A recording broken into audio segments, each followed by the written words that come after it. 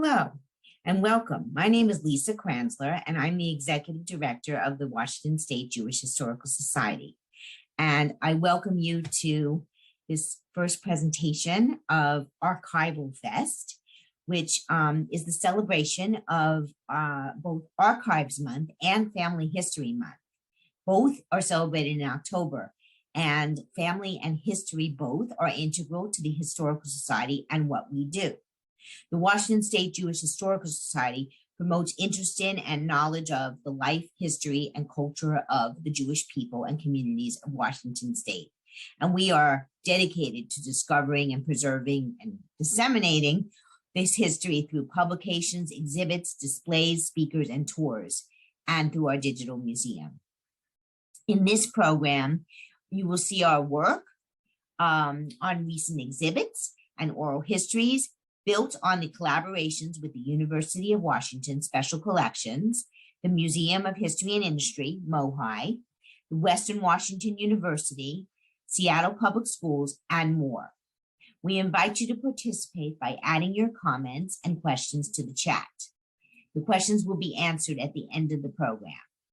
And now it is my honor to present Ryan Anthony Donaldson, our Collection Strategy Manager and Archivist, who will carry on the rest of the program. Take it away, Ryan.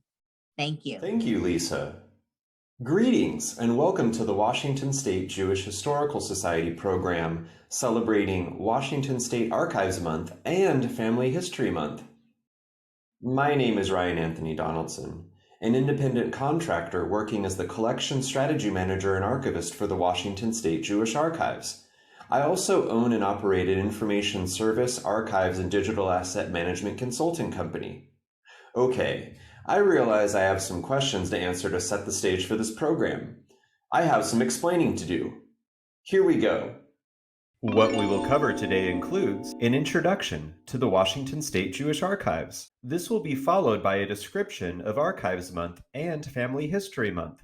From there, we will have a preview of the Washington Jewish Museum exhibit, I Knew from Day One, Remembering Rear Admiral Herb Bridge. I had the pleasure of serving as co-curator for this exhibition with Jenny Diaz. The exhibit preview includes 2 interview features with Hannah Palin and Meaghan Kahlo, who contributed amazing content to the exhibit. We will then transition to oral histories and the Bellingham community with David Schlitt. I then offer a few quick family history tips. The program. What are the Washington State Jewish Archives? The Washington State Jewish Archives is a collaboration of the University of Washington Special Collections and the Washington State Jewish Historical Society. Begun in 1968, the collection is guided by the principle to collect primary source materials related to the Jewish experience in Washington State, from territorial days to the present. The collection includes photographs, documents, correspondence, and letters, unpublished manuscripts, reports, programs, newspapers, sound and video recordings, and oral histories. There are 500 oral histories in the collection, led by decades of time and the dedicated contributions of volunteer interviewers with the Jewish Archives Committee and the Hero Washington Committee. The narrators have included, but are not limited to, artists, Holocaust survivors, rabbis, business and political leaders, Orthodox pioneers, and Sephardic immigrants. The materials are stored at the University of Washington libraries. The library has just recently reopened to the public after a year and a half. Research visits can now be scheduled online with advanced registration required. In addition, UW Special Collections is piloting a virtual reading room where appointments can also be set up in advance. Special Collections staff will pull and review materials in real time with patrons using cameras on their computers. Now anyone around the world can participate from their homes. Check out the UW Library website for more information. The Washington State Jewish Archives are a rich resource for scholars, Jewish families interested in genealogy, and anyone with an interest in Jewish history. The archives have been featured in documentaries and books, such as Molly Cohn's, Howard Droker, and Jacqueline Williams' Family of Strangers, which will Good news, be republished in 2022. The book provides a comprehensive account of Washington State's Jewish residents. This includes the first Jewish immigrants who arrived in the middle of the 19th century, with larger numbers coming later. What is Archives Month? Archives Month is an annual opportunity to celebrate and promote the importance of historical records and to recognize the value of archival labor. Each October, repositories and organizations are invited to engage with their communities and beyond. This is done through events, programs such as this one, and exhibits, which you will hear more about soon, that raise public awareness about the wide spectrum of archival collections in our state and all the activities that memory workers, and what I mean by that are archivists, writers, historians, curators, and storytellers, all collectively done to preserve and share our documentary heritage. Here in Washington State, a planning committee has been coordinating together on developing and promoting local activities and like-minded initiatives, with sponsors and supporters including the Washington Secretary of State, Washington State Archives, and the Seattle Municipal Archives. This year's theme is Reconnect, Converge, and Rediscover. As we encounter our second year of being fundamentally impacted by COVID-19, with an evolving mix of reopenings for museums and cultural organizations, with potential and actual setbacks, we are exploring how we can take renewed inspiration from collections, connecting us to the past to think through what the future may hold. The event calendar on the Washington State Archives Month website includes listings for programs throughout the month that incorporate these themes. What is National Family History Month? In 2001, the United States Congress passed a resolution recognizing this occasion. The resolution states, quote, "By searching for our roots, we come closer together as a human family." Families are encouraged to find some time during the month of October to embark on intergenerational family interviews, create or add to your family trees, and organize and label your family photos. Labeling and identifying photos with information you have now, such as the time, who's in the photo, and the location, is a terrific and practical way to commemorate Family History Month. The future will thank you. Taking these themes to mind and to heart, the Washington State Jewish Historical Society has developed the online exhibit I Knew from Day One, Remembering Rear Admiral Herb Bridge. Who is Herb Bridge? Herbert, aka Herb Marvin Bridge, was born March 14, 1925 in Seattle, Washington. He was the first child of Benjamin Ben and Sally Silverman Bridge. In 1948, Herb married Shirley Selznick and raised a large family, introducing his two sons to the namesake jewelry business that spanned both branches of the family tree. He also served in the Navy and was a veteran of World War II and the Korean War. His service totaled 41 years and he retired on March 14, 1985, achieving the rank of Rear Admiral. He was awarded the University of Washington's first Distinguished Alumni Veteran Honoree Award, among many, many other awards and distinctions. For 6 decades, Herb and Shirley Bridge were active civic leaders and philanthropists, driven to action with the desire to heal, improve, and repair what is wrong.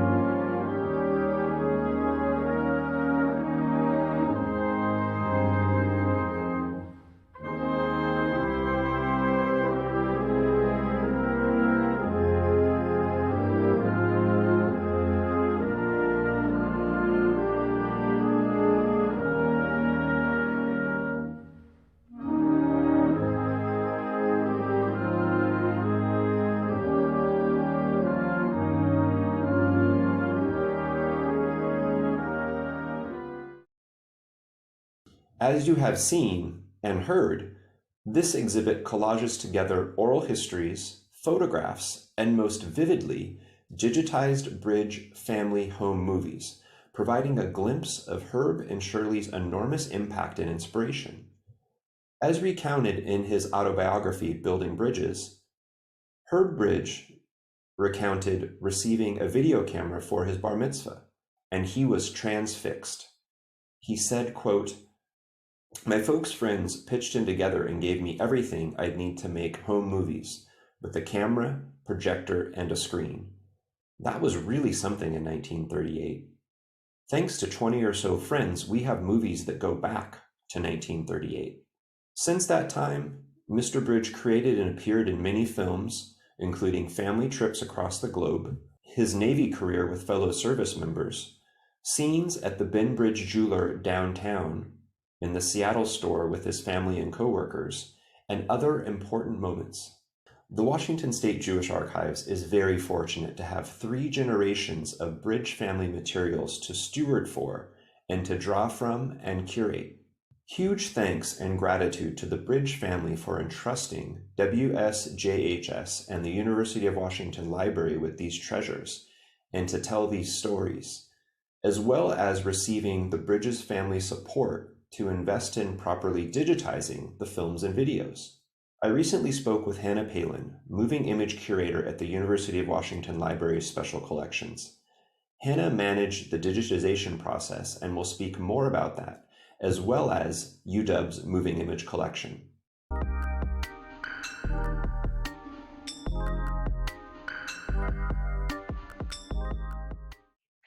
Yes, hi. My name is Hannah Palin. I am the Moving Image Curator at the University of Washington Library's Special Collections.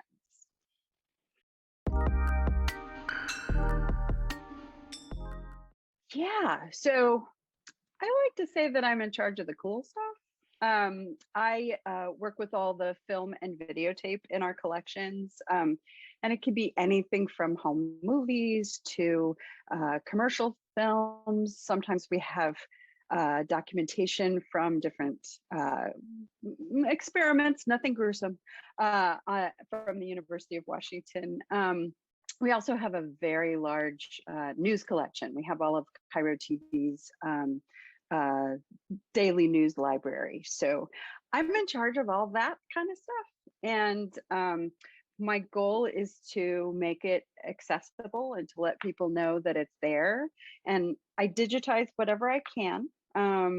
It has to be selective because there's so much of it, but my raison d'etre is to try to get it out to the public and let them know that there's amazing material to be had and seen and explored and enjoyed. So that's my job.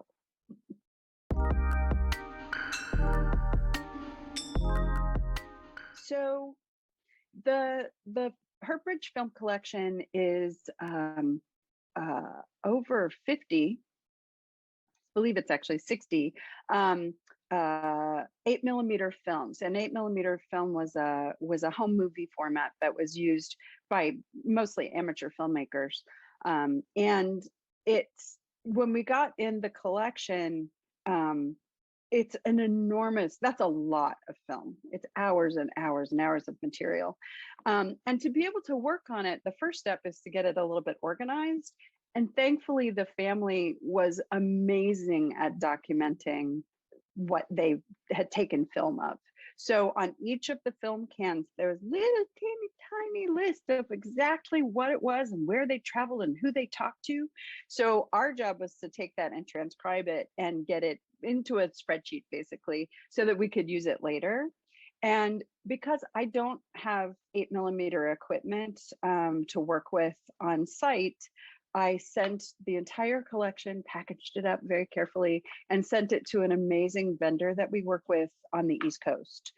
And then when we got it back, we were able to ingest all that digital material into our preservation system and work on getting everything online and available. We were able to share it with the family immediately, which was very gratifying. And they were very happy too to see their relatives and some things they'd forgotten about, and younger generations could also experience what their grandparents and parents had done. So it was a lovely experience.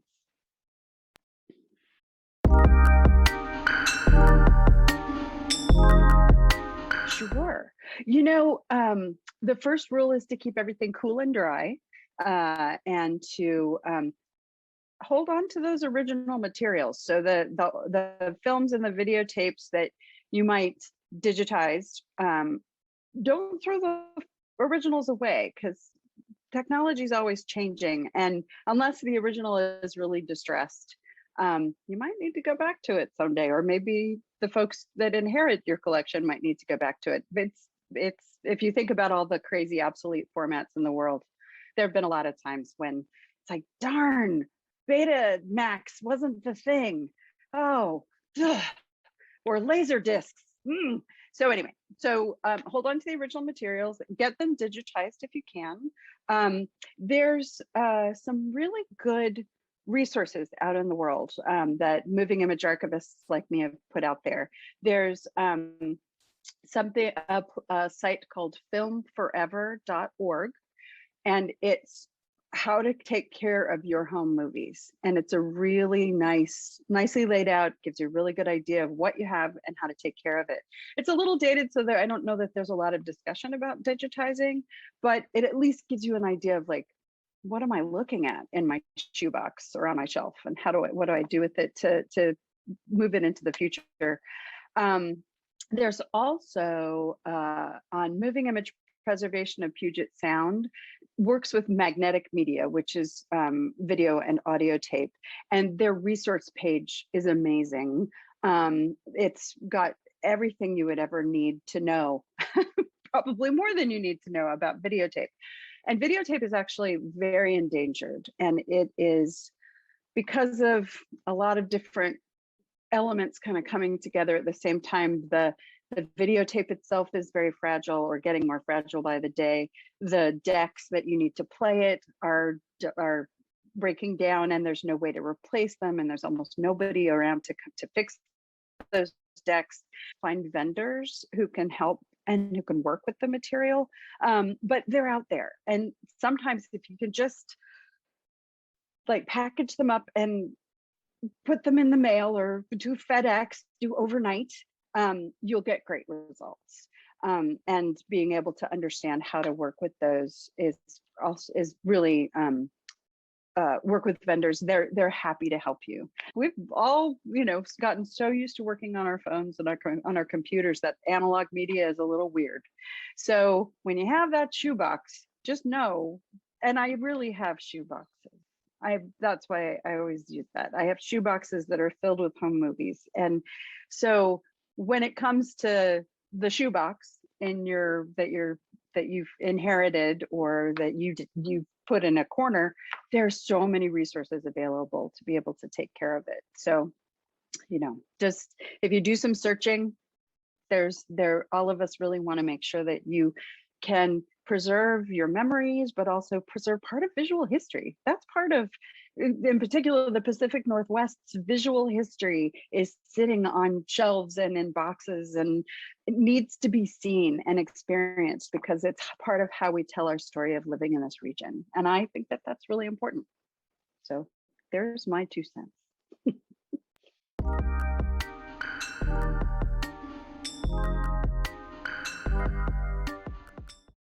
Thank you, Hannah, for lending your expertise to see through the details of the technical process, selecting top-notch vendors with the proper equipment, and ensuring that many copies of the video are maintained and to be accessible in the future. All while the original films are safely stored at the University of Washington Library. One of the exhibit sections, entitled Embracing Independence, focuses on Mr. Bridges' childhood years, attending Seattle's McGillivray School and going on from there to Franklin High School. In the following exhibit video, Herb Bridge talks about his school days and more from his childhood, including why his dog is a certified hero.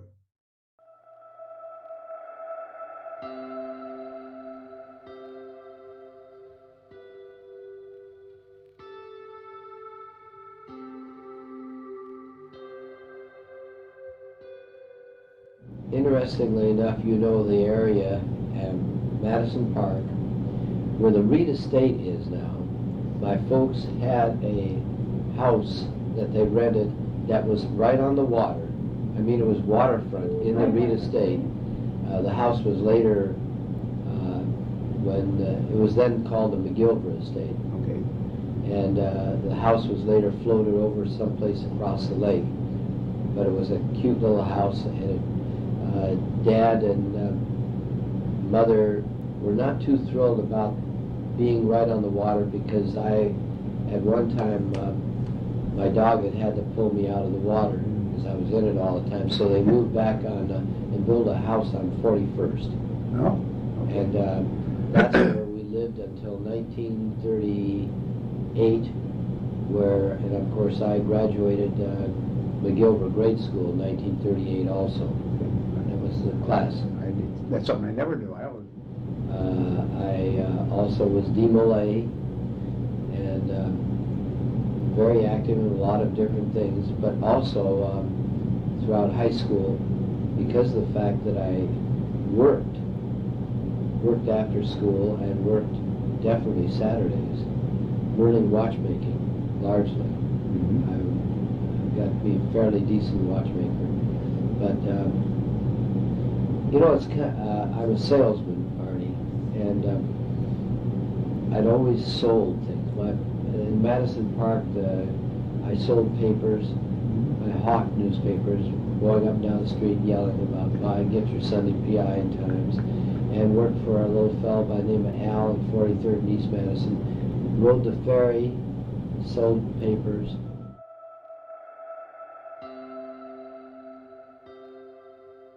As you've seen, the exhibit features some wonderful school photos, from individual portraits of Herb Bridge to class photographs. These images come from several years of yearbooks and are courtesy of the Seattle Public Schools archives. I had an opportunity to chat with Meaghan, Kahlo, District Archivist, about the school's archives and how alumni and family can research the collections.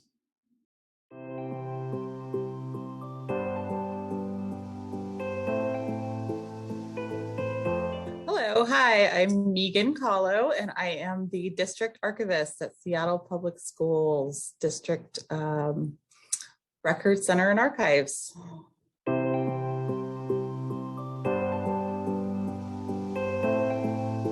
Sure, so we collect most historical material that's related to the district, and that can range from school report cards and educational transcripts to yearbooks to photographs to school history files, ephemera, art, board of director minutes, and reports of publications. So we have a little bit of everything here.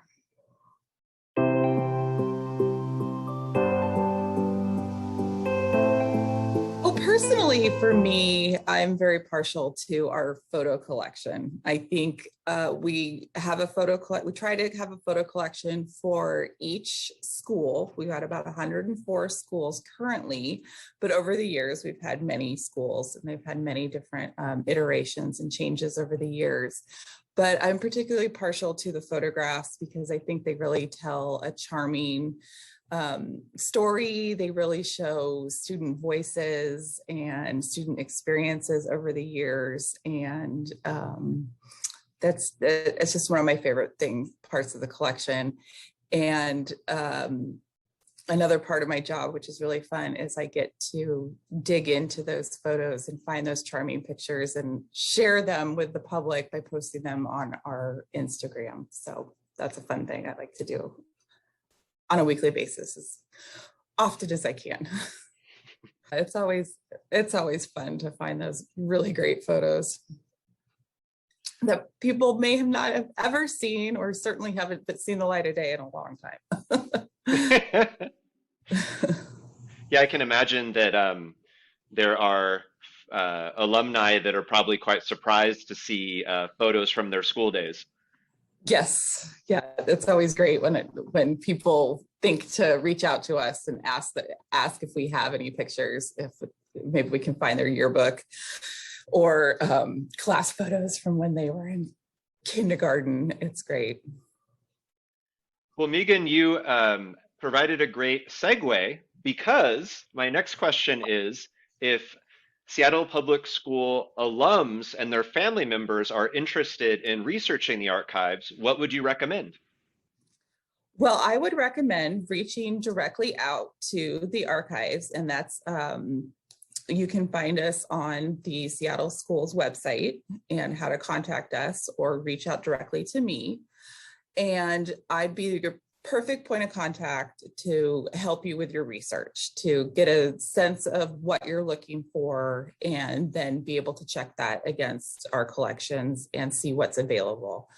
It's a very common thing that people will look at. I was just working on something today for somebody, a young man who grew up in West Seattle, and said, what have you got for me? So by starting with his school transcript records, we're able to see every school he went to, and working back from that senior yearbook, going back to all the way down to kindergarten. I was able to find some class photos and scan those for him. So you may be very surprised by what we still have.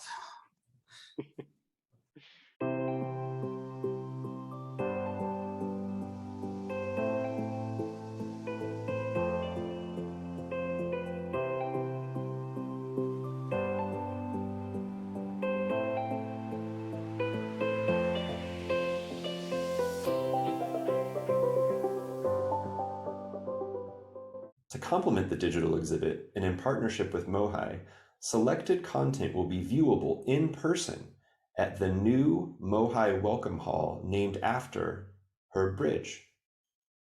In addition to being located in a beautiful area set on the shores of Lake Union, this is quite a fitting location for a tribute to Herb Bridge. MOHI is actually located in the former Naval Reserve Armory building, the same building where Herb Bridge regularly went to as part of his military service. The new Welcome Hall opens on October 17th. As visitors walk in through the main entrance, the exhibit will be visible on the right-hand side. The next time you are at MOHI, definitely check it out.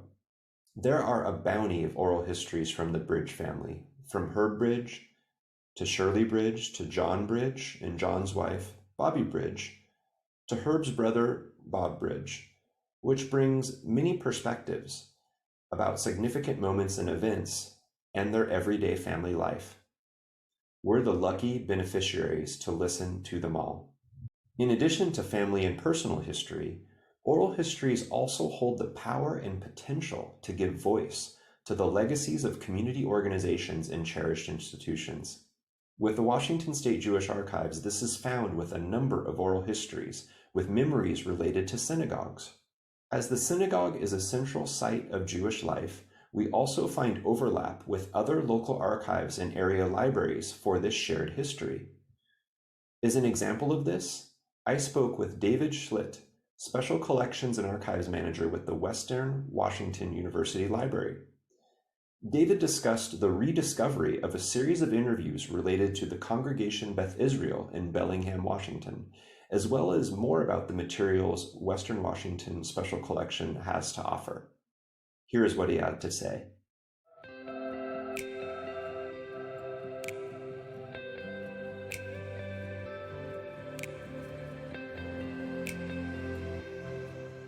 Sure, be happy to. I'm actually going to be coming to this talk with two hats on that I'll be wearing in succession. The first being the Judaica Archivist, Project Archivist hat that I wore from 2019 through 2020. And then more recently, I switched hats to Special Collections Manager. So my area of expertise is still the Judaica and Holocaust and Genocide Studies collections that we've been building over the last few years at Western Washington to support emerging scholarship and a new minor and specialty in Holocaust and genocide studies.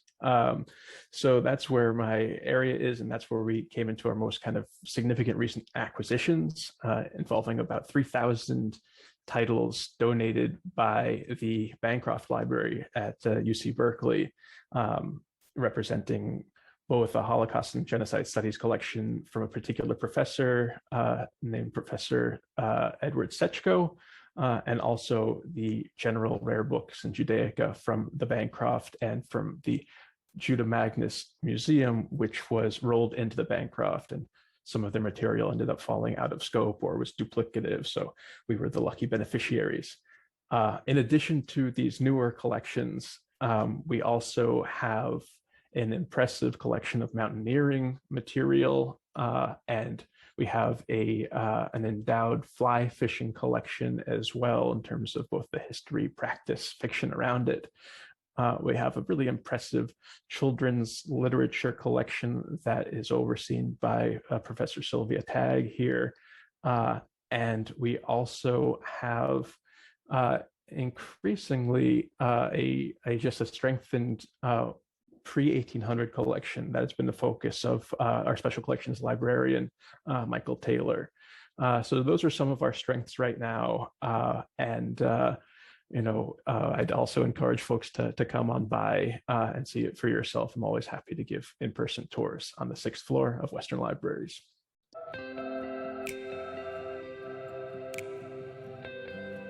So just by way of a bit of background, part of the collection that I was hoping to build, that I was building as a Judaica Special Projects Archivist, was this opportunity to collect the archives of our congregation in town, Congregation Beth Israel, currently a Reform temple, but has really run the gamut, like a lot of smaller cities.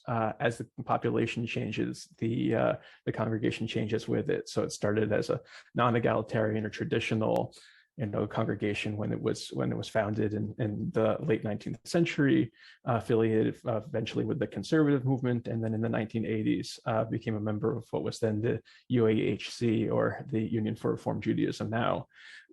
So there's a remarkable person by the name of Tim Baker, who is the synagogue archivist, and who now going on about 25 years ago, almost 30 years ago, renewed a project to interview community members and pillars of the congregation. His reasoning for this, I'll let him explain. But I found it very interesting because he's not somebody who came up from within the community. It was specifically as an outsider, as someone raised Anabaptist in Pennsylvania, that he found his way of kind of getting to know the community, getting to know the congregation as becoming its memory keeper. It's something we often associate with insiders, but it can be a really powerful tool for outsiders as a way of gaining trust and learning from the ground up what makes a congregation.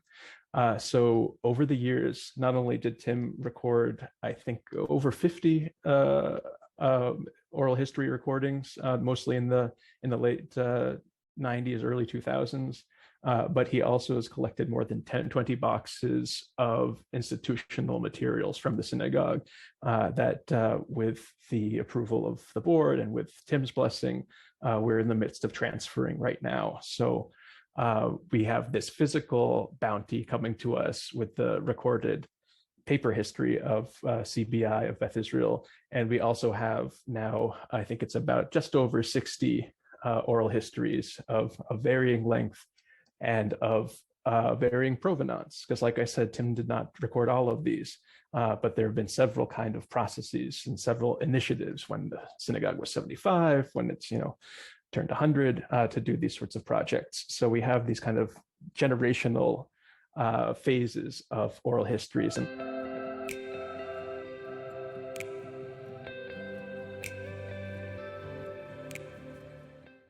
Thank you, David. In our conversation, David also noted the importance of requesting narrators and interviewers to review and sign consent forms for the oral histories. The permission forms include background on the oral history project and any information regarding the potential uses of the interview, whether for an exhibit, family reunion, or other purposes. A best practice is to inform everyone involved in the project about the potential uses and what they might be in the future, from synagogue congregants, such as Beth Israel, to your own family members for personal archiving. Let's review 5 quick tips for creating a family archive. These tips are inspired by my colleagues Rachel, Christine Woody, and Margot Note. Links to their work will be dropped into the chat. Number 1, define what you want to know. Undertaking a family archives project can be overwhelming. To keep things reasonable, clearly define the kind of questions you want to research. For instance, will you focus on your maternal or paternal branch? Are you seeking new information or to verify information you already have? Number 2, take inventory of what you have and what may be out there. Family archives could include many types of documents, from birth certificates to census records to photographs and school records, to commemorative items related to religious events, and much, much more. A running list of everything you have, updated regularly, can help you see what be missing and where to fill in the gaps. Number 3, keep original films and videos. Hannah Palin noted this earlier. Future technologies may provide opportunities to capture original audio and video formats at higher resolution than what is available today. Number 4, crowdsource and compile information with your family. In addition to historical documents, photos, and videos, some essential information may be in the minds of your relatives. Finding ways to communicate with multiple members of your family to obtain information is a strategy to move your family archives forward. This can range from emailing or mailing your family an unidentified group photo and asking to help identify everyone, to having a password-protected private digital archive that can be a growing database of information about your family, including the family trees. Number 5, practice informed consent for oral histories. One great way to crowdsource is through recording your family's stories. As noted earlier, an informed consent process explains the interview and the rights of the narrator who is participating, as well as the goals and aims of the project. Practicing transparency can lead to higher levels of participation and engagement, and other family members may have great suggestions to help you once they better understand the purpose. If you are interested in further pursuing your family's archive, Yuval Berenstein, the Historical Society's Engagement and Education Coordinator, is available to discuss your research and ideas about reunions, special tributes, memorials, and more. A scheduling link will be shared in the chat for anyone interested. Washington Jewish Museum exhibits in development include Sam Israel and Samus, A Living History, which explores the vivid history of Sam Israel, the Seattle-based businessman, real estate and property owner, and his legacy, including the philanthropic foundation he founded. Also upcoming, the Communities of Washington State exhibits. The WSJHS is looking to tap into stories statewide that share and express the beauty of individual communities such as Spokane, Bellingham, Tacoma, and more, seeing the common traditions and shared history, while also exploring what makes these communities unique. More information about these exhibits, as well as additional exhibits and upcoming initiatives, will be discussed at the WSJHS annual meeting. The meeting is scheduled November 3rd at 7 p.m. The Washington State Jewish Historical Society understands the power and potential for archives to share meaningful community and family stories. Photographs and treasured documents can paint a vivid and striking local portrait of the past, unlike anything else. Oral histories can help fill in missing gaps in documentation and provide first-person access to history.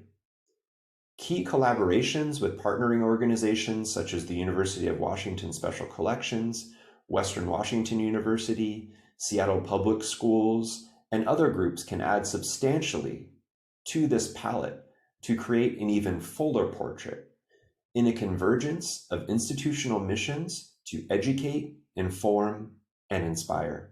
And with that, I'd like to thank you for joining us.